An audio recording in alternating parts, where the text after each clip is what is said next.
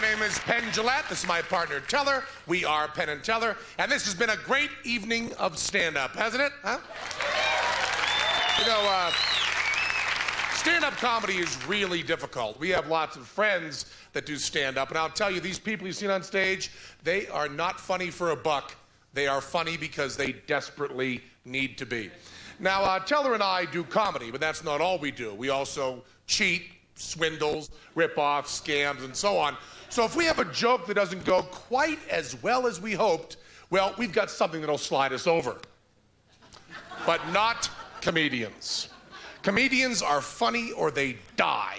And you guys don't know how easy it is to feel like you're dying. You're watching a comedian, right? You're having a good time and you're laughing. Once in a while, you laugh really hard. Occasionally, you burst into applause, but sometimes you just chuckle. Now, when you chuckle, you may love the joke. You may tell your friends about it at work the next day. But at that all-important moment, right after the joke, you just chuckle. And you think, no big deal, right? You think a chuckle is fine, right? No, wrong. Not to a real comedian. A real comedian wants to make you sick with laughter. They want to make you laugh so hard you'll wish you never were born. And if they don't, they might as well be dead. Now, I don't really expect you all to understand this. If you could truly empathize, well, you'd all have to be stand-up comedians. But maybe we can give you a mild demonstration. I am strapped into this device called the Iron Comedian. I am held in the traditional stand-up comedy position. I have nothing but comedy to protect me. I'll be reading a comedy monologue off the teleprompter. It's jokes, good jokes, written by Eddie Gorodetsky and Nell Scovell, professional comedy writers. But they're just jokes. I'll deliver this monologue as well as I can. My partner Teller obviously knows me very well. He's been at all the rehearsals and he knows what I want out of every joke. He knows the reaction I expect out of each and every joke. And he will gauge your real reaction against my expectations, and he will make me feel physically what a real comedian would feel mentally every time I fail. Every time I fall short and your reaction is even slightly less than I had hoped, Teller will let me know. We hope that this demonstration of the Iron Comedian will give you new respect for the brave men and women who suffer to make you laugh. Okay, let's do it. Ladies and gentlemen, let's have a nice, warm, Rocky Mountain welcome for a truly tall man, Mr. Penn. Thank you. How you doing tonight, huh? How you doing? Yeah. I tell you, my name is Penn, and it's great to be here in Aspen. As a matter of fact, it's great to be anywhere other than L.A.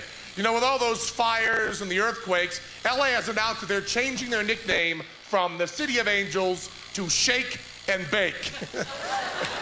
You know, skiing sure seems popular here, and it's great to see everyone wearing their ski outfits. But it does present a problem. I mean, I saw a guy trying to rob a 7-Eleven, and he had to wear a scuba mask. On the plane, I was reading a great book, The History of Superglue. I couldn't put it down. I was reading another book, The History of Velcro.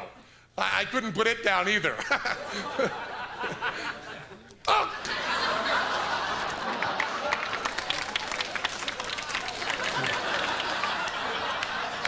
I'll tell you, I'm a little bit depressed lately because of the news a few weeks ago.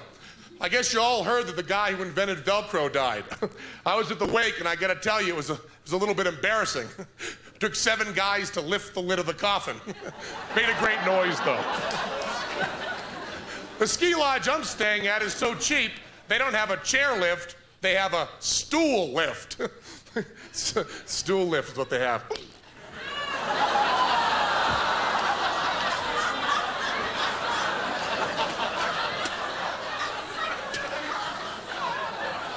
But you know, speaking of fashion, what's the deal with perfume nowadays? Why is it that every 2-bit celebrity has to have their own personal fragrance? I read that Shirley MacLaine has a perfume coming out called Regression. It makes you smell like you did in a past life. Okay, good. All right, okay. Perfume jokes. Perfume jokes. Cher has a new perfume coming out called Anesthetic.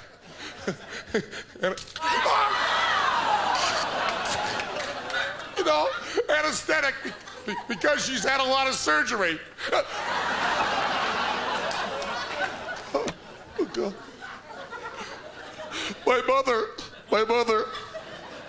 My mother likes to put bacon on meatloaf. It really gets on his nerves. You know, thank you. You're too kind. You know, this is a big week for me. I just got a new girlfriend. I don't know how many of you remember John Wayne Bobbitt.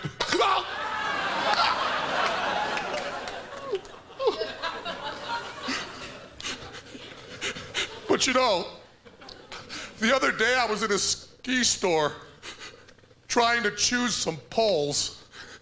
Boy, now I know how Schindler felt. Poles. Oh, okay.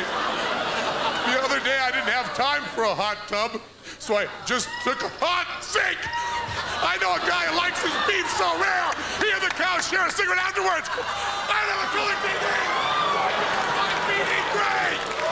Don't you think it's kind of stupid that no word rhymes with poetry? And that's what it feels like to bomb.